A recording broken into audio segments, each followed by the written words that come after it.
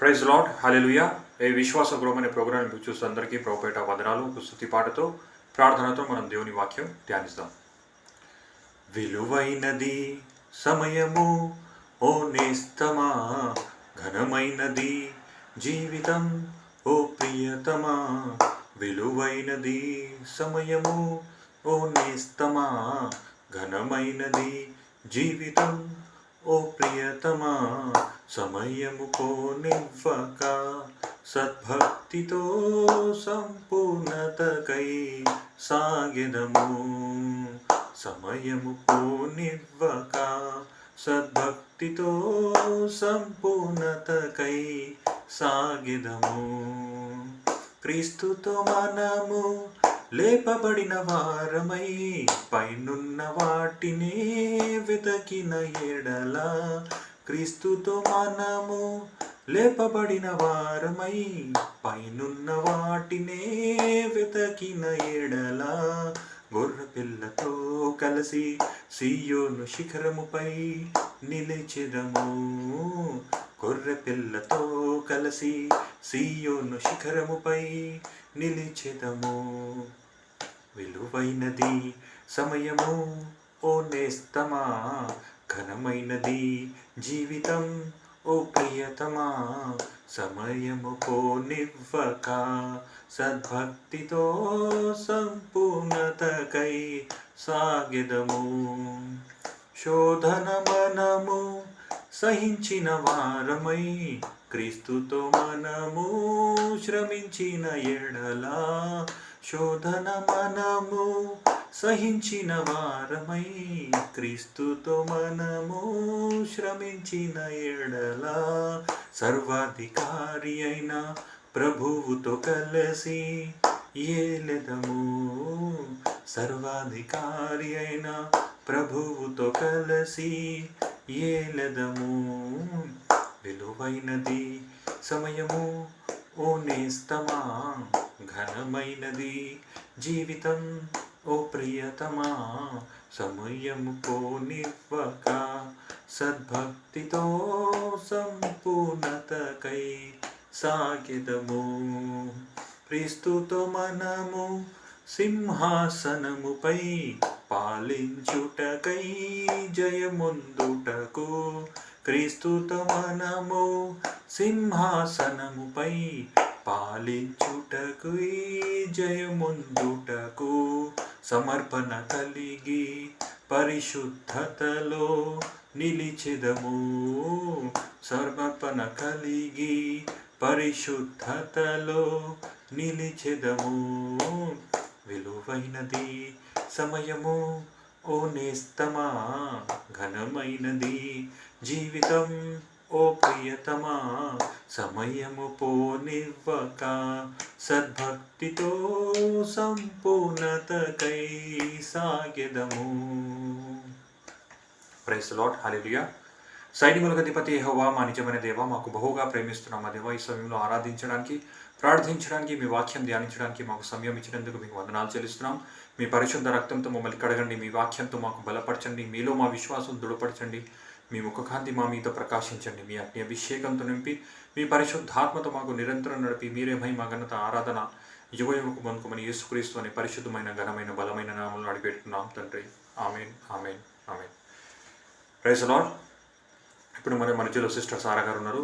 ఆమె వాక్యం చెప్తుండగా మనం శ్రద్ధగా విని, మనం సమయం వ్యర్థం చేసుకోకుండా శ్రద్ధగా మనం దేవుని వాక్యంతో మన జీవితాలను కట్టుకుందాం. Praise the lord.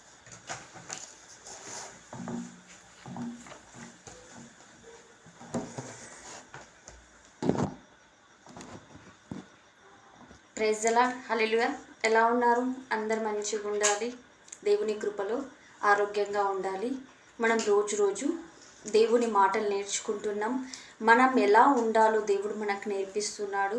కొంచెం బాధ అయినా కూడా అది చాలా సంతోషాన్ని ఇస్తుంది. కానీ ఎలా ఉండాలని జాగ్రత్త నేర్పిస్తున్నాడు మనకు దేవుడు. ఈరోజు ఇద్దరు వ్యక్తులను పరిచయం చేస్తున్నాడు తండ్రి. ఒకరు కోపము పాపానికి బానిస అయిపోతుంది తెలుసా మీకు? నువ్వు మంచి సత్క్రియలు చేసిన ఎడల తల ఎత్తుకుంటావు, సత్క్రియలు చెయ్యని ఎడల పాపం పొంచి ఉంటుంది. మన అంశం ఏంటో తెలుసా? సత్క్రియలు చేయని ఎడల పాపం పొంచి ఉంటుంది. సత్క్రియ అంటే ఏంటి? మంచి పని. అది చెయ్యకుండా నిన్ను నువ్వు గాయపరుచుకొని కోపగించుకొని అసూయ కూడా సత్క్రియలోనే వస్తుంది. అది చెయ్యని ఎడల, మంచి పనులు కాదు, చెడ్డ పనులకు నువ్వు తలయిస్తున్నావని.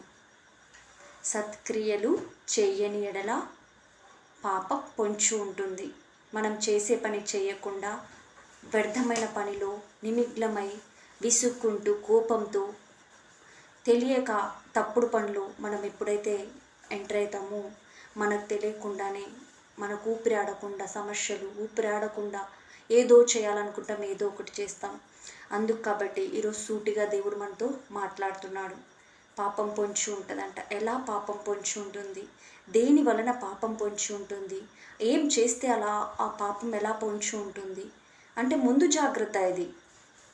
మనల్ని మనం క్లీన్ చేసుకున్నాం, కానీ ముందు మనం వెళ్ళేటప్పుడు కొన్ని జాగ్రత్తలు దేవుడు చూపిస్తున్నాడు. దేనివల్ల మేము ఈ పని చేయగలుగుతాము. అదేంటిది? ఒకటి అసూయ, ఇంకొకటి బద్ధకం, ఇంకొకటి వ్యభిచారం, దొంగతనం. వీటన్నిటిలో ఒకటే వస్తుంది, కోపం. ఇవన్నీ ఒకటే కేటగిరీలో వస్తాయి. అవే పాపం పొంచి ఉండుట అనేసి, వాకిట పొంచి ఉంటుందంట. ఎప్పుడు ఈ మనిషిని మింగుదామా అనేసి. క్రీస్తేసు నామంలో, ఆయన క్రీస్తేసు రక్తంలో మనకి ఏ పాపము ఏ దోషము లేదు. అన్ని శాపములన్నీ పాపములన్నీ పోయి ఉన్నాయి. కానీ మనము తెచ్చుకోకూడదని దేవుడు సెలవిస్తున్నాడు. అన్నీ మంచిగైనాక మళ్ళీ పోయి చెడ్డదయ్యాలని ఎందుకు తెచ్చుకోవాలి అని దేవుడు సూటిగా మాట్లాడుతున్నాడు. అందుకనేసి మనం ప్రార్థన చేసుకొని దేవుడి వాక్యం ధ్యానించడం. పరిశుద్ధుడా పరిశుద్ధుడా, ప్రేమ కలిగిన దేవ, మహోన్నతుడా, నువ్వు ఎంతో గొప్ప దేవుడు, మేము నమ్మినాము తండ్రి. అవును తండ్రి, నువ్వు జాగ్రత్తలు చెప్తున్నావు. మీరు హృదయంలో అసూయైనను, కోపమైనను, క్రోధమైనను, మచ్చరైనను ఏమీ ఉండకూడదని మాట్లాడుతున్నావు తండ్రి. అవును తండ్రి, రోజు రోజుకి మమ్మల్ని శుద్ధి చేస్తూ ఒక గుణపాఠం నేర్పిస్తున్నావు నాయన. ఆ పాఠంలో మేము చక్కగా నేర్చుకుంటే, ఎప్పుడైతే నీ మాటలు నీ ఆజ్ఞలు మేము పాటిస్తామో మాకు తెలియకుండానే మా అవసరతలన్నీ తీరుస్తావు నాయన. ఎప్పుడైతే నీ మాటలకు మేము చెవులు ఇవ్వమో మాకు తెలియకుండానే మేము చిక్కుల్లో ఎలాగైతే చిక్కుల్లో పడినట్టు పడుతుందో అలా మేము చిక్కుల్లో పడతామయ్యా. తప్పించుకున్నట్టు మేము తప్పించుకోవాలంటే నీ మాటలు జాగ్రత్తగా వినాలి నాయన. వేటగాడు వల వేయక ముందే దాన్ని తప్పించుకొని వెళ్ళాలంటే నీ మాటలు జాగ్రత్తగా వినాలి నాయన. అవును తండ్రి, ప్రతి విషయంలో అందరికీ తోడుని నడిపించండి. వాక్య ధ్యానంలో వెళ్ళుచుండగా నీ పరిశుద్ధావరణంలో అందరినీ మరి సరిచేయండి నాయన. ఈ వాక్యం ఎందుకు మా కొరకు ఎందుకు మాట్లాడుతున్నావయ్యా అనేసి అర్థం చేసుకునే కృపనివ్వండి నాయన. ఈ సమయంలో ప్రార్థన అంగీకరించినందుకు వందనాలేసయ్యా. ఏసునామములో స్నాం తండ్రి, ఆమెన్ ఆమెన్. ఆదికాండం 4వ అధ్యాయం 1వ అధ్యాయంలో నరుడు ఒంటరిగా ఉండడం దేవుడికి ఇష్టం లేదనేసి హవ్వమ్మని చేశారు. కానీ వాళ్ళు పాండు తిన్నారు. దేవుడు చేయకూడదు అని చెప్పిన మాటకు చేసి శాపం తెచ్చుకొని పాపం తెచ్చుకున్నారు. అదే ఇంకా ఆ తోట నుంచి దేవుడు బయటికి తీసుకొచ్చి ప్రసవేదంతో నువ్వు బిడ్డలు కంటావు అనేసి, సేద్యంతో నీ పని అవుతుంది అనేసి 2 కుమారులు ఇచ్చారు దేవుడు.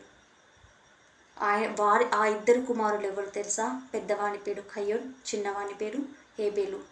వీరిద్దరికి దేవుడు వీళ్ళతో ఎలా మాట్లాడేవాళ్ళు, బిడ్డలతో కూడా దేవుడు అలా మాట్లాడేవారంట. ఇంత చక్కగా దేవుడు మాట్లాడుతుంటే పెద్దవాడు చిన్నవాడి మీద కోపం, అసూయ పెట్టుకున్నాడంట. అది ఎందుకు పెట్టుకున్నాడో మనం చూద్దాం. అర్పణ వలన ఇలాగైంది.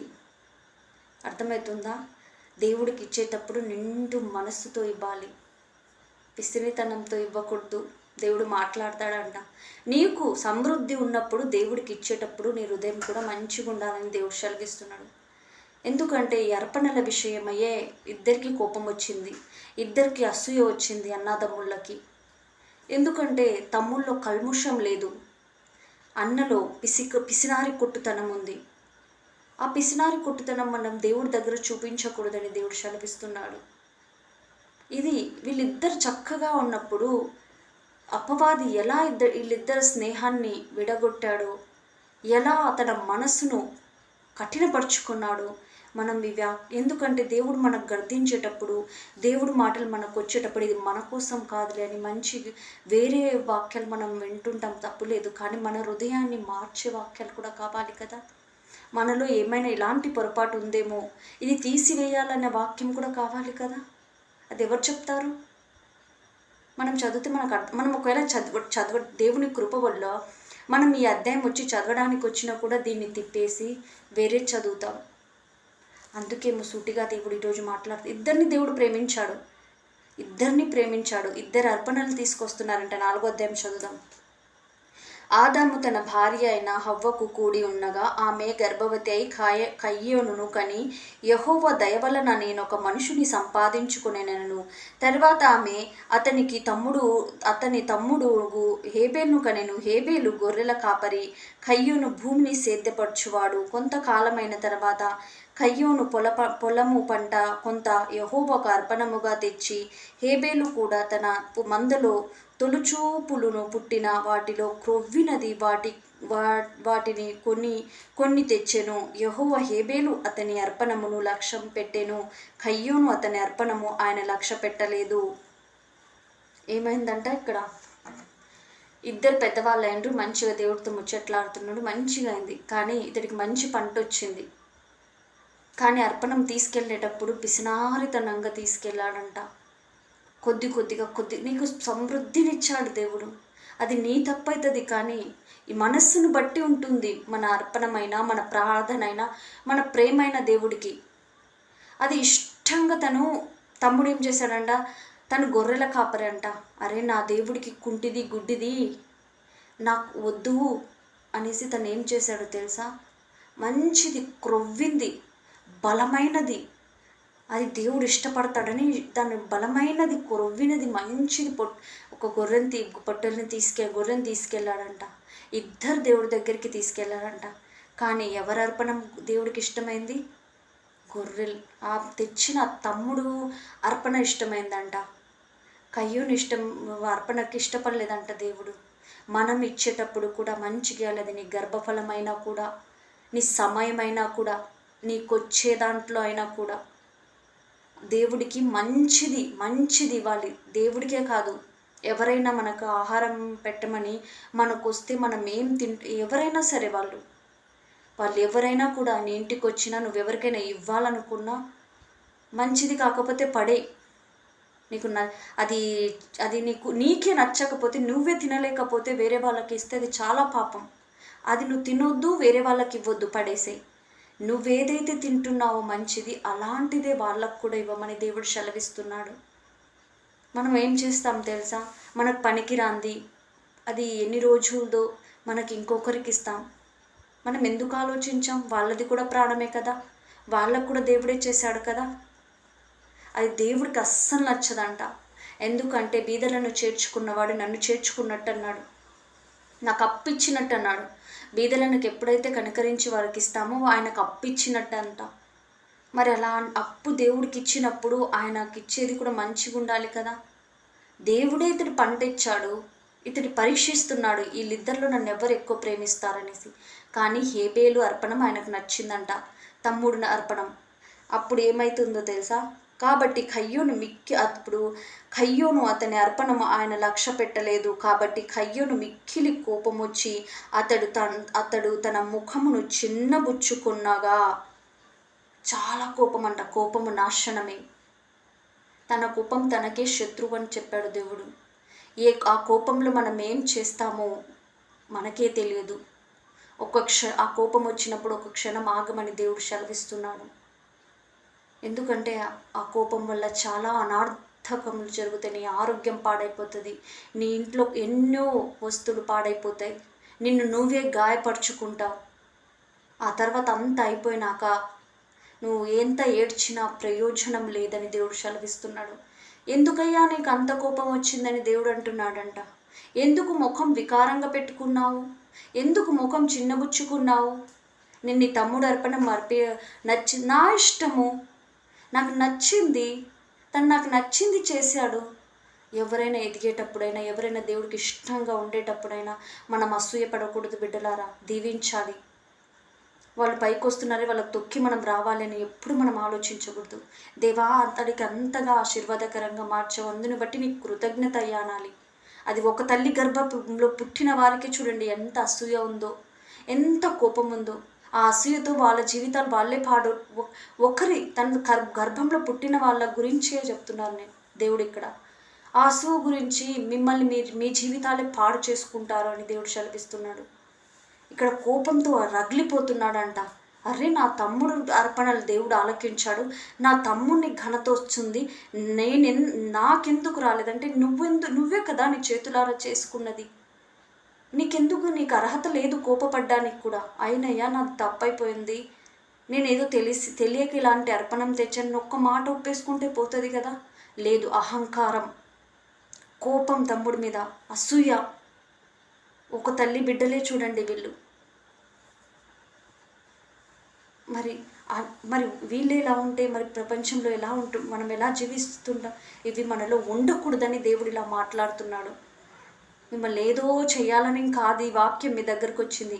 మనం ఇలా ఉండకూడదు, అందరినీ దీవెనకరంగా దీవించాలి కానీ శపించకూడదని దేవుడు ఇక్కడ స్పష్టంగా మాట్లాడుతున్నాడు.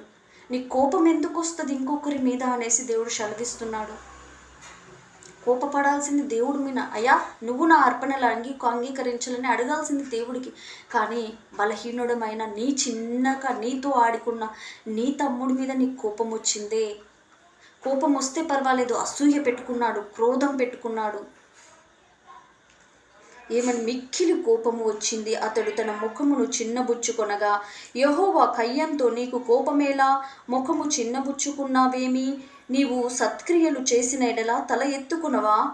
సత్క్రియలు చేయని ఎడల వాకిట పాపం పొంచి ఉండును. నువ్వు మంచి పని చేస్తే తల ఎత్తుకో అంటున్నాడు దేవుడు. నువ్వు మంచి పని చేయలేదు, అందుకే పాపం నీకు పొంచి ఉంది. కోపము పొంచి ఉంది, కోపము పాపమే. అది పాపం పొంచి ఉంది, దానికి నువ్వు బానిసయ్యావు, అది నిన్ను ఏలబడి చేస్తుందని దేవుడు ఇక్కడ సూటిగా మాట్లాడుతున్నాడు. ఎప్పుడైతే అసూయ, కోపం, క్రోధం మనలో వస్తుందో ఇలాంటి పగ వస్తుందంట. మనం క్షమించలేనంత పగ ఉంటుందన్న. పగ పెట్టుకుంటామంట మన మనసులో పగ పెట్టుకొని మన నరాలను బలహీనత పెట్టుకొని మమ్మల్ని మనమే శిక్షించుకుంటున్నాం. ఎదుటివాడిని పడగొట్టాలని మనమే పడిపోతున్నామేమో. నువ్వు త్రొవ్విన గుంటలు నువ్వే పడుతువేమో అని దేవుడు సెలవిస్తున్నాడు. నీ కంట్లో నలుసు దూలం పెట్టుకొని నీ సహోదరి కంట్లో నలుసు చూడడం ఎలా అని దేవుడు ఇక్కడ స్పష్టంగా సెలవిస్తున్నాడు. అందుకే ఇక్కడ ఏంటంటే పాపం పొంచి ఉన్నాడు అని చెప్తున్నాడు. నీ ఎడల దానికి వాంఛన నీవు దానిని ఏలిదెవు. కయ్యోను తన తమ్ముడు అయినా అంటే దేవుడు ఇలా మాట్లాడాడు, తనకు నచ్చలేదు. మన ముందు కూడా మన ఇంట్లో వాళ్ళని ఎవరినైనా పొగిడినప్పుడు మనకు నచ్చదు. ఏదో ఒక తల్లిదండ్రులు ఎవరైనా పొడిగినప్పుడు మన తోటి వాళ్ళకి నచ్చదు. ఆ నచ్చడం ఎందుకు కాదు, సంతోషించు నువ్వు కూడా. అరే, నా ఇంటి వారు ఇంత ఘనంగా ఉన్నారు, నా తోటి వాళ్ళు ఇంత బాగున్నారు, దేవుడు ఎంతగా మంచిగా చేశారు, వీళ్ళందరూ ఎంత మంచిగా పొగుడుతున్నారు వీళ్ళను అనేసి నువ్వు కూడా వాళ్ళకు సపోర్ట్ చేయి. కానీ మేలు చేయి, కానీ కీడు చేయొద్దు. ఇక్కడ ఇదే చెప్తున్నాడు. కానీ ఇతడు మేలు చేయలేదు. ఏం చేశాడో చూడండి. ఇతడు ఉగ్రతతో మండిపడుతున్నాడు దేవుడి మీద, తన తమ్ముడి మీద. ఎంత ఉగ్రత అంటే ఇంకా ఎవరి మాట వినేంత లేదు. ఏదో ఒకటి నేను చేసేయాలి. ఎన్ని హత్యలు జరుగుతున్నాయండి ఈ కోపంతో. ఎందరి ప్రాణాలు పోతున్నాయి, ఎందరి జీవితాలు నాశనం అవుతున్నాయి ఈ కోపంతో. భార్యాభర్తల్లో ఈ కోపం, తల్లిదండ్రుల్లో ఈ కోపం, సహనం లేదు, ఓర్పు లేదు. ఈ కోపం వల్ల చాలా జీవితాలు చితికి నశించిపోతున్నాయి. చంపుకుంటున్నారు ఒకరినొకరు. అది ఎవరో కాదు, అందరు చంపుకుంటున్నారు ఒకరినొకరు. ఎందుకంటే ఈ చిన్న కోపం వల్ల ఒక 10 నిమిషాలు కాముగుండుంటే ఇంత పెద్ద దారుణం జరిగేది కాదు. అయ్యో, నేను ఒక 10 నిమిషాలు 5 నిమిషాలు నేను కాముగుండుంటే నేను వీళ్ళని కోల్పోయే వాళ్ళం కాదే అని ఈ తర్వాత ఏడ్చిన ప్రయోజనం లేదు. ఒక చిన్న తన తల్లి కూడా ఇదే చేసింది. ఒక చిన్న మాట కోసం దేవుడు ఆజ్ఞను మార్చి ఆ పండు తిన్నది. దేవుడు ఆడికి చెప్పాడు, వద్దు తల్లి, పండు తినొద్దు, ఇవద్దనేసి. కానీ తను తిని తన భర్తకు కూడా ఇచ్చింది. ఎందుకు? ఒక చిన్న ఆశకు పోయి. ఇది కూడా ఒక పాపమే. దేవుడు వద్దన్నాడు ఆ పనిని. నువ్వు చేయడం ఆ ఆజ్ఞ ధిక్కరించావు. ఆ విక్రయించిన ఆ శాపం ఎక్కడి దాకా వచ్చింది? నీ బిడ్డ దాకా కూడా వచ్చింది. అదే అలవాటు వచ్చేసింది కయ్యోనుకు కూడా. విన్నడు మొండుతనం, నేనే గెలవాలి, పట్టుదల. పట్టుదలలో నువ్వు అతను ఏం చేస్తాడో తనకే తెలియదు. అసూయ, కోపం, క్రోధం ఇవి అవసరమా? ఎందుకు ఇలా చెప్తున్నాడు దేవుడు? మనం ఆలోచించుకోవాలి. ఇవన్నీ మనకు నేర్చుకోవడానికే. అందుకు నీ నీ ఎల్లుడ దేవుని వాంఛన కలుగును, నీవు దానిని ఏలెదవనెను. కయ్యూను తన తమ్ముడైన ఏబేలు మాటలాడెను. వారు పొలంలో ఉన్నప్పుడు కయ్యూను తన తమ్ముడైన హేబేలు మీద పడి అతన్ని చంపెను. చూడండి, సొంత తమ్ముడినే చంపాడంట. మంచి మాటలతో పిలుచుకుపోయి ఎంతమందిని చంపట్లేదు ఈ రోజుల్లో? మంచి మాటలతోనే పిలుచుకుపోయి వాళ్ళని చంపేస్తున్నారంట. తన మంచి మాటలతో పొలానికి తీసుకెళ్ళాడంట తమ్ముడు. ఎంత గొర్రెలాగా నమ్మాడు కదా తన అన్నను. తను చంపేటప్పుడైనా తనకు ఆలోచన రాలేదు, అయ్యో నేను దేవుడికి భయపడాలి, నేను దేవుడిలో ఉన్నాను, నేను తండ్రి దగ్గర ఆయన సన్నిధిలో మాట్లాడేవాడినే, నేను ఈ పని చెయ్యొచ్చా? ఆలోచించలేదండి. ఎందుకు తెలుసా? కోపం తనలో ఉన్నది కాబట్టి ఆ పగ తీర్చుకోవాలి నేను. ఇతడి వల్ల నాకు దేవుడి మాట అన్నాడు, ఈమె వల్ల ఈ మాట నాకు పడింది, నేను ఈ మాట నేను ఇన్సెట్ అయ్యాను, నేను సిగ్గుపడాల్సింది అవసరం వచ్చింది, నాకు అవమానం జరిగింది వీళ్ళ వల్ల, ఇది పగ తీర్చుకోవాలి, పంటికి పన్ను రాయికి రాయి వీరికి కొట్టే తీరాలి. అది తప్పండి. వదిలేసేయి, క్షమించేసేయి, నువ్వు సత్క్రియలు చేయి. దేవుడు ఇక్కడ సత్క్రియలు చేయమంటున్నాడు. నువ్వు సత్క్రియలు చేయని ఎడలా ప్రయోజనం ఏముంది? పాపం పొంచి ఉంది కదా అంటున్నాడు. ఇక్కడ తన సొంత తమ్ముడిని ఏం చేశాడు? హత్య చేశాడు. ఎందుకు? ఒక చిన్న కారణం. పెద్ద కారణమా ఇది? ఇతడిది ఏమైనా లాక్కున్నాడా? ఇతన్ని ఏమైనా అన్నాడా? లేదు. దేవుడు తన అర్పించుకున్నాడు. దేవుడు తనను స్వీకరించాడన్న ఒక కోపంతో, తన పొగడాడన్న కోపంతో. కోపం ఎంత పని చేసింది చూడండి. ఒక మనిషిని హత్య చేసేలా చేసింది. మనలో ఒకవేళ ఆ కోపం ఉండుంటే ఇప్పుడే విడిచిపెడదాం. ఊరుకునే చిరాకెందుకు మనకు? విసిగెందుకు? ఎందుకంటే మనలో ఓర్పు తక్కువ ఉంది. మనం అలసిపోతున్నాము. అసలు ఒకసారి కూర్చొని మనం తీర్మానం మనకు ఎందుకు ఇలా అవుతుంది అనేసి కూర్చొని నిర్ణయం తీసుకోమని దేవుడు సెలవిస్తున్నాడు. ఇక్కడ ఇంకొకటి, పడి అతన్ని చంపాను. యెహోవా మళ్ళీ దేవుడు చూశాడంట. చూడండి, దేవుడికి తెలియని ఏం పనైనా మనం చేయగలుగుతామా? నువ్వు కూర్చుండుట, నువ్వు లేవుట, నువ్వు తల్లి గర్భంలో పిండంగా ఉన్నప్పుడే నేను ఎన్నుకొనున్నాను. నువ్వు కూర్చుండుట నాకు తెలుసు, నువ్వు నిలబడుట తెలుసు, నువ్వు ఎక్కడికి వెళ్ళినా తెలుసు, నువ్వేం చేస్తున్నావు నాకు తెలుస్తుంది. మనుషులకు తెలియదు, కానీ నీ ప్రతి ఒక్కటి నాకు తెలుసు అని దేవుడు సెలవిస్తున్నాడు. మనం అనుకుంటాం మనుషుల్లో చాలా మంచిగా ఉన్నాము, సంతోషంగా ఉన్నామని. కానీ మన లోపల ఉండేది, మన అంతరంగంలో ఘోరమైనది, మన హృదయంలో ఏం పొంచి ఉన్నదో అన్నీ ఎవరికి తెలుసంట? పరమంతున్న తండ్రికి తెలుసంట. తను చంపాడు, మంచిగానే ఉంది. తర్వాత ఏమైంది? తన జీవిత కాలం అంతా దేవుడు శిక్ష విధించాడు. ఆయన చంపాడు, కానీ చంపినందుకు దేవుడి దగ్గర ఒప్పుకున్నాడా? ఒప్పుకొని ఉంటే దేవుడు కనీసం కనికరింపబడి క్షమించేవాడేమో. అయ్యో తెలుసో తెలియకో నా బిడ్డ ఇలా తప్పు చేశాడు, మన్నిద్దామని దేవుడికి కరిగిపోతాడేమో దేవుడు. లేదు, అహంకారం, గర్వం వచ్చింది. నేనేంటి దేవుడికి చెప్పేది? కోపం, ఇంకా మంట. తమ్ముడికి చంపినా కూడా అతని మంట ఆరలేదంట. దేవుడు ఊరుకుంటాడా? ఎంత కోపం వచ్చింది దేవుడికి. ఒకసారి మనం విందాం. యెహోవా, నీ తమ్ముడైన హేబేలు ఎక్కడున్నాడని కయ్యను నడగగా అతడు నేనెరుగను, నా తమ్మునికి నేను కావలివాన్నా అనెను. అప్పుడు ఆయన, నీవు చేసిన పని ఏమిటి? నీ తమ్ముడు రక్తము యొక్క స్వరము నేల నుండి నాకు మొరపెట్టుచున్నది. హల్లెలూయా. నువ్వేం పని చేశావు? ఏడిని తమ్ముడు అని దేవుడు అడిగినప్పుడు, ఏంటయ్యా నేను నా తమ్ముడికి కావలివాను. ఎంత మాట చూడండి, ఎంత దేవుడికి భయం లేని మాట. ఏంటయ్యా నేను నా తమ్ముడికి కావలివాన్నా? అయ్యా నేనే తప్పు చేశాను. దేవుడికి తెలియదా నువ్వు చంపింది? ముందే తెలుసు, కానీ నువ్వేమంటావో నీ నోటి నుంచి ఏం మాట వస్తుందో అది వినాలని దేవుడు వెయిట్ చేస్తున్నాడు. అంటే నువ్వేం మాట్లాడతావోననేసి. అప్పుడు తన తమ్ముడితో ఏమన్నాడు తెలుసా? నీ తమ్ముడు రక్తం నాకు నేల నుంచి మొరపెడుతుంది. ఆయన స్వరం, అయ్యా నా తమ్ముడు చంపాడనేసి ఆ స్వరం నేనేం తప్పు చేశానని ఆ స్వరం దేవుణ్ణి మొరపెడుతుందంట. మనం ఎవరినైనా కష్టపెట్టేటప్పుడు, దుఃఖించేటప్పుడు, వాళ్ళ మీద కోపపడేటప్పుడు, అయ్యో నాతో మంచిగా ఉన్న బిడ్డ, నాతో మంచిగా ఉన్న వాళ్ళు నన్ను ఇలా దూరం పెట్టారని వాళ్ళు ఏడవచ్చు. అది కూడా దేవుడు చూస్తాడు. మనం ఇంకొకరి గురించి చెడుగా మాట్లాడేటప్పుడు, వాడు దూషణకార్థం మాట్లాడేటప్పుడు, పోట్లాడేటప్పుడు, అన్యాయంగా వాళ్ళ దగ్గర ఏదైనా తీసుకునేటప్పుడు, వాళ్ళు దేవుడికి ఖచ్చితంగా ప్రార్థన చేసేటప్పుడు అది నిక్షాపంగా మారచ్చు. అది భార్య అయినా, భర్త అయినా, లేకపోతే పిల్లలైనా, తల్లిదండ్రులైనా, ఎవరైనా కూడా జాగ్రత్త. ఇది దేవుడు వినడేమో అనుకోవద్దు. దేవుడు తప్పక వింటాడు. కయ్యం చేసిన పనికి దేవుడు నేల నుంచి చనిపోయిన రక్తం సాక్ష్యం ఇస్తుందంట. చూడండి, హేబేలు రక్తం. అప్పుడు ఎంత దేవుడి కోపం వచ్చింది. ఇంకా ఒప్పుకుంటాడేమో తను చేసింది అనేసి దేవుడు ఎదురు చూశాడు. కానీ ఇతడు ఒప్పుకుండేటట్టు లేదు. ఇంకా దేవుడు శిక్ష విధించాల్సిందే అనేసి, ఏం తప్పు చేశాడు తన తమ్ముడు? ఒక చిన్న మాటకి నీకు అంత కోపం వచ్చి చంపావే అనేసి ఏం శిక్ష వేశాడు? అందుకే ఇదే పాపం, పెద్ద పాపం అనేసి.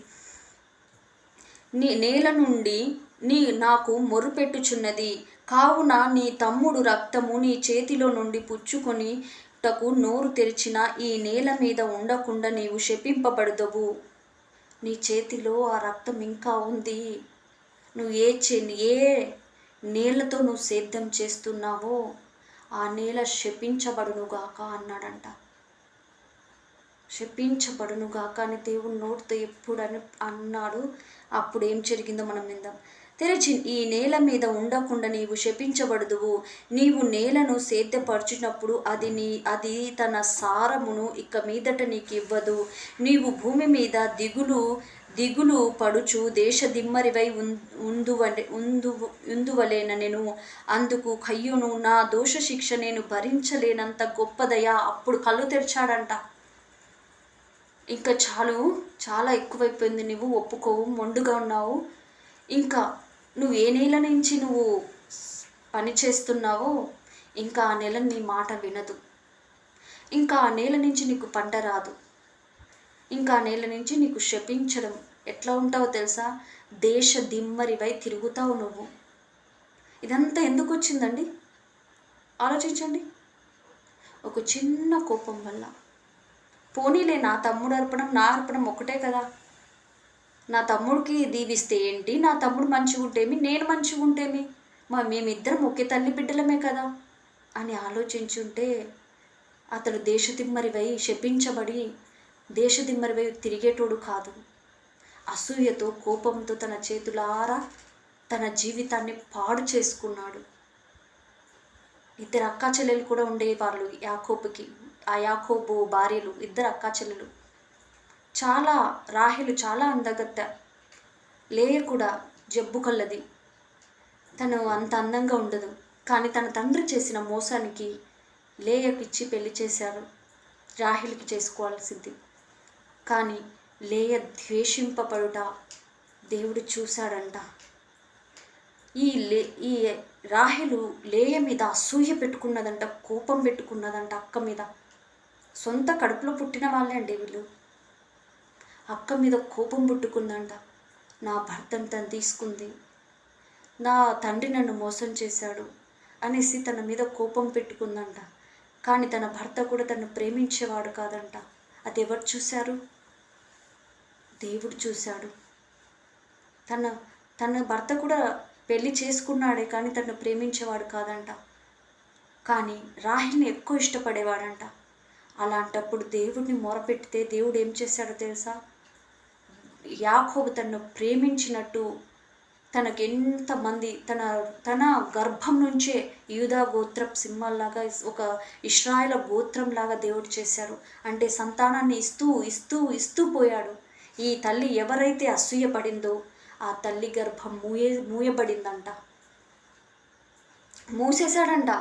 ఈ తల్లి గర్భం ఎవరైతే ద్వేషింపబడి భర్తతో తండ్రితో అందరితో మాటలు పడి ఉందో, ఈ తల్లి ఏమో చిన్న తల్లి ఏమో ఆ తల్లి మీద అసూయ పెట్టుకుంది. కానీ దేవుడేమో ఆ లేయ గర్భం తెరుస్తూనే చాలయా ఇక అన్నంత వరకు తెరిచాడంట. చూడండి ఎంతమంది బిడ్డలు పుట్టారో చూడండి ఆమెకు. కానీ ఈమె ఎప్పుడైతే మళ్ళీ తండ్రి దగ్గరికి వెళ్ళి అయ్యా నన్ను క్షమించు, అప్పుడు యాకోబు రాహేల్ని కంటే లేయాకు ప్రేమించడం మొదలుపెట్టాడంట. సంతానం ఇచ్చేసరికి ఇంకా అది చూసి తట్టుకోలేక తన భర్తను అడిగిందంట, నాకు సంతానం ఇస్తావా లేదా అంటే, నేను దేవుణ్ణి నీకు సంతానం ఇవ్వడానికి అన్నాడంట. అప్పుడు తన దేవుని దగ్గరికి వచ్చి తన్ను తగ్గించుకొని అయ్యా నేను తప్పు చేశాను నన్ను క్షమించు అని ప్రాధేయపడి తన అక్కకు చేసింది జ్ఞాపకం చేసుకొని తన క్షమాపణ ఎప్పుడైతే అడిగిందో తన గర్భం తెరవబడిందంట. కానీ అలా ఇతడు చేయలేదు, అసూయ చూడండి. ఇతడు అది చేసుంటే దేవుడు ఇతన్ని క్షమించేవాడు. కానీ క్షమించడానికి ఇతనికి ఛాన్స్ కూడా ఇచ్చాడు దేవుడు. కానీ దాన్ని ఇతడు స్వీకరించలేదు. నేనా ఏంటి, నేను నా తమ్ముడికి కావలివాన్నా అని దేవుడికి ఎదురు చెప్పాడంట. కానీ రాహేల్ అట్లా చేయలేదు. తన్ను తగ్గించుకొని ప్రార్థన చేసి ఏడ్చింది. అప్పుడు దేవుడు కనికరించాడు. కానీ అయ్యా నిజమే, నేను నా తమ్ముడిని ఏదో తెలుసో తెలియకో నా తమ్ముడు రక్తం నేను చూశాను, ఆ కోపం తట్టుకోలేక నేను చంపాను, నన్ను క్షమించని ఒక్కసారి తండ్రి దగ్గర అప్పుడే చెప్తుంటే పిలిచినప్పుడే ఇంత ఘోరమైన శిక్ష కయ్యోనికి రాదు. మనం కూడా ఒక తప్పు అబద్ధం మీద అబద్ధం తప్పంబడి తప్పు, ఇది శిక్ష పోతానే పెరుగుతానే ముసలోళ్ళ దయక్క పెరుగుద్ది. అప్పుడు వరకు మేము దేవుడి దగ్గర ఒప్పుకోము. ఇది పెరుగుతూనే ఉంటుంది. ఒక అబద్ధం ఒక తప్పు కానీ దేవుడి దగ్గర మనము ఒప్పుకోలేందే ఇంత పెద్ద శిక్ష. మన జీవితాలలో కూడా ఇలాంటి శిక్ష మొండుబారి ఉందేమో, ఏదో ఒక చోట మేము పొరపాటు చేసి ఉంటామేమో, కానీ క్షమించే దేవుడు మన దగ్గర ఉన్నాడు. ఆ అసూయ కోపం ఈ రోజు నుంచి ఎవరిలోనైనా ఉంటే తీసివేయమని దేవుడు సెలవిస్తున్నాడు. నిన్ను వలె నీ పొరుగు వారిని ప్రేమించమన్నాడు తండ్రి. అందుకే చెప్తున్నాడు ఈ రోజు నుంచి ఆ కోపాన్ని ఆ అసూయని పక్కన పెట్టి ఎవరికైనా దీవెనగా అందరికీ ప్రార్థన చేయండి. అందరి కోసం ఒకవేళ మనకు సతాయించి ఉంటారు, మనది లాక్కొనే ఉంటారు, మమ్మల్ని ఇబ్బంది పెట్టే ఉంటారు, ఘోరమైన స్థితిలో కూడా మమ్మల్ని పెట్టుంటారు. ఇంక ఎన్నడూ వాళ్ళ గురించి చెడుగా మాట్లాడకుండా ప్రార్థన చేయి, క్షమించు. ఎవరైతే నిన్ను ఇబ్బంది పెట్టారో వాళ్ళే నీ దగ్గరికి వచ్చేలాగా దేవుడు చేస్తాడు. అదే తలుచుకొని అదే తలుచుకొని నీ మనసులో గాయపరుచుకొని దేవుడు చేసే మేళ్ళని పోగొట్టుకోవద్దు. దేవుడు చేసే కార్యాలని చూడమంటున్నాడు. ఇక్కడ దేశ దిమ్మరివై ఒక తప్పు ఒప్పుకోలేక కోపంతో క్రోధంతో దేవుడికి ఎదురు తిరిగినట్టు దేశ దిమ్మరివై ఆహారం లేక ఊరి నుంచి తరిమి ఎక్కడికి వెళ్ళినా కూడా ముద్రపడిందంట. ఇదంటే దేశ దిమ్మరిని ఎక్కడ ఆహారమైనా ఏది అయినా దొరకలేదంట. చూడండి, ఆ దీవెనే లేదంట, శపించబడ్డాడంట. నెక్స్ట్ మనం చూద్దాం 15వ వచనం. నా దోష శిక్ష నేను భరింపలేనంత గొప్పది. నేడు ఈ ప్రదేశం నుండి నన్ను వెళ్ళగొట్టితివి. నీ సన్నిధికి రాకుండా వెలియబడి తిని దిగులు పడుచు భూమి మీద దేశం దిమ్మరినై ఉందును కావున నన్ను కనుగొను వాడెవడో వాడు నన్ను చంపునని యెహోవాతో అనెను. అయ్యా నీ సన్నిధి కూడా నాకు దూరం అయిపోయింది. ఇంకా నన్ను నా గురించి తెలిసిన వాళ్ళు నన్ను చంపేనైనా చంపుతారయ్యా. నేను ఎంత పెద్ద పొరపాటు చేశానని ఇప్పుడంటే ఏం ప్రయోజనం? మొత్తం అయిపోయింది. నువ్వు దేవుడి సన్నిధిలో ఒప్పుకోవాల్సింది. ఇది ప్రాణం పోయినప్పుడు మనం ఎంత ప్రాణం ఉన్నప్పుడే ఒప్పుకోమంటున్నాడు. ప్రాణం పోయినప్పుడు మనం ఏమి చేసినా ప్రయోజనం లేదు. ఇదంతా ఎందుకంటే అసూయ కోపం ఉంటే మనకేం జరుగుద్ది మన జీవితంలో అనేది దేవుడు స్వయంగా చూపించాడు. పెద్ద పెద్ద విషయాల్లో మనకు కోపం రాదు, పెద్ద పెద్ద విషయాల్లో మనకు అసూయ రాదు. ఇదిగో ఇలాగే ఒక చిన్న విషయంలో ఇతడికి అసూయ కోపం వచ్చింది తమ్ముడి మీద. ఇలాంటి చిన్న చిన్న విషయాల్లోనే మనకు కోపం వచ్చి మన జీవితాలని పతనం చేసుకుంటాం. రావాల్సిన దీవెనను పోగొట్టుకుంటాం. అందుకే దేవుడు ఇలా చెప్తున్నాడు, ఇది ఉంటే తీసివేసి మంచిగా ఉండమని చెప్తున్నాడు. అసూయను కోపాన్ని రానివ్వద్దు మీ దగ్గరికి. పాపం పొంచొద్దు, సత్క్రియలు చేయండి. సత్క్రియలు చేయకపోతే పాపం వస్తుంది. పాపం అంటే ఇదే కోపంగా చిరాకు వస్తుంది అనేసి మనం ప్రార్థన చేసుకుని ఇప్పుడు దాకా విన్నాం కదా. ఇలా ఉండమని ఒక్కొక్క పాఠం నేర్చుకుంటున్నాం మనం బైబిల్లో. ఇలా ఉంటే మనకు తప్పకుండా దేవుడు దీవిస్తాడు. కయ్యూన్లాగా కాదు. కయ్యూన్లాగా ఒకవేళ మన మనస్సును అప్పుడప్పుడు వస్తుంటే దాన్ని కట్ చేయండి. బిడ్డ ప్రసవేదన పడినప్పుడు తల్లి గర్భం నుంచి బిడ్డ వచ్చినప్పుడు పేగును ఎలా కట్ చేస్తాడు? అట్లే ప్రసవేదన పడుతూ ఆ బిడ్డను లోపల పెట్టుకోలేదు కదా. పాపం కూడా అలాంటిదే. రోజు రోజుకి పెరిగిపోతూ ఉంటుంది. అది కట్ చేయకపోతే చాలా కష్టం. అదే ఈరోజు కట్ చేయమంటున్నాడు. అసూయ కూడా కట్ చేయమంటున్నాడు దేవుడు. మనం ప్రార్థన చేసుకుందాం. మీరందరూ మంచిగా ఉన్నారని నాకు చాలా సంతోషం. అందరూ మంచిగా ఉండాలి, మంచిగా ప్రార్థన చేసుకోవాలి. జాగ్రత్తగా ఉండండి. ప్రార్థన చేసుకుందాం. పరిశుద్ధుడా ప్రేమ కలిగిన తండ్రి, నీకే మహిమ ఘనత ప్రభావం రాజా. ఈరోజు సూటిగా మాట్లాడావు నాయన. పాపంతో అసూయ కోపము ఎలా ఉంటుందో, అది ఉంటే మనిషిలో ఏం జరుగుతుందో, దేవుడికి ఎంత దూరం అయిపోతామో నేర్పించావు నాయన. ఇదిగో తండ్రి, ఏ బిడ్డలలో ఈ పాఠం మేము నేర్చుకున్నాం తండ్రి. ఇలాంటివి ఏమైనా మా హృదయంలో, మా తలంపులలో ఉంటే వేర్లతో సహా తీసివేయండి నాయన. ఎప్పుడైతే నీ మాటలు వింటామో మేమందరం దీవింపబడతాము తండ్రి. ఇదిగో తండ్రి, ప్రతి విషయంలో మాకు తోడుని నడిపించండి. ఇదిగో తండ్రి, ఈ పరిచర్య నీది నాయన. ఈ పరిచర్యను ముందుకు నడిపిస్తామని మేము నమ్ముచున్నాము తండ్రి. ఈ సమయంలో మరి ప్రార్థనలన్నిటికీ జవాబిచ్చినందుకు వందనాలయ. యేసు నామములో తండ్రి. Amen amen. పరలోకముందున్న మా యొక్క తండ్రి, మీ నామం పరిశుద్ధపరచబడునుగాక, మీ రాజ్యం వచ్చునుగాక, పరలోకంలో మీ చిత్తం నెరవేరినట్టు భూమి అంతటా మా అంతటా నెరవేరునుగాక. మానుదిన ఆహారం మాకు దయచేయండి. మారునస్తులను మేము క్షమించినట్టు మారునములు మీరు క్షమించండి.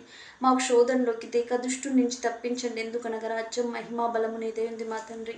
ఈ సమయంలో ప్రార్థనలు ఆలకించినందుకు వందనాలయ. యేసు నామములో తండ్రి. Amen amen. Praise the Lord. God bless you. రేపు దేవుడు మనతో ఏం మాట్లాడతారో రేపు ఎదురు చూద్దాం. అంతవరకు మీ అందరికీ దేవుడి కృపలో బలంగా ఉండండి. Praise the Lord. God bless you.